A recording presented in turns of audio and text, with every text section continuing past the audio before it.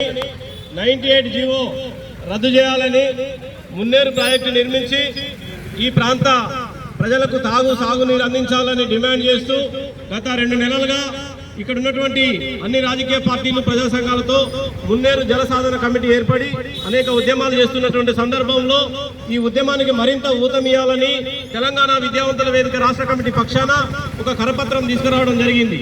మున్నేరు పోరు 100 నినాదాల జనహోరు.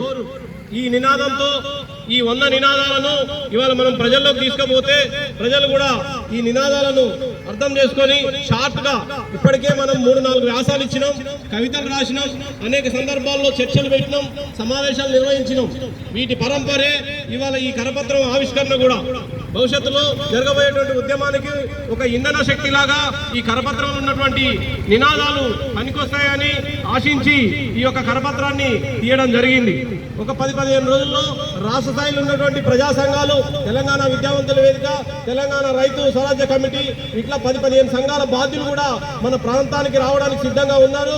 మనం చేస్తున్నటువంటి ఉద్యమాన్ని ప్రతిరోజు రాష్ట్ర వ్యాప్తంగా అందరూ చూస్తూ ఉన్నారు. కాబట్టి ఖచ్చితంగా మనకు రాష్ట్ర స్థాయిలో పెద్ద ఎత్తున మద్దతు లభించడానికి కూడా అవకాశం ఉన్నది. తర్వాత 2వ దశలో అన్ని రాజకీయ పార్టీలతో కూడా జిల్లా స్థాయి, రాష్ట్ర స్థాయి నాయకత్వంతో కూడా మనం పెద్ద ఎత్తున కార్యక్రమాలు తీసుకోవాల్సినటువంటి అవసరం ఉంది. ఇవన్నిటిని గుర్తించే ఈ కరపత్రాన్ని ముందస్తుగా ఒక భావజాల వ్యాప్తిలో భాగంగా ఇక్కడ జరుగుతున్నటువంటి అన్యాయాన్ని స్లోగన్స్ రూపంలో షార్ట్ గా అర్థమయ్యేటట్టు, ఎవరు చదివినా అర్థమయ్యేటట్టు తయారు చేయడం జరిగింది. ప్రతి అంశాల వారిగా ఇందులో ఇవ్వడం జరిగింది. ఏ అంశాల్లో మనం నష్టం జరుగుతుంది, ఏ అంశాలు ఇక్కడ ఉల్లంఘన గురవుతున్నాయి అని చెప్పి 100 నినాదాలను తయారు చేయడం జరిగింది. ప్రతి నినాదం వెనుక ఒక అర్థం ఉంది.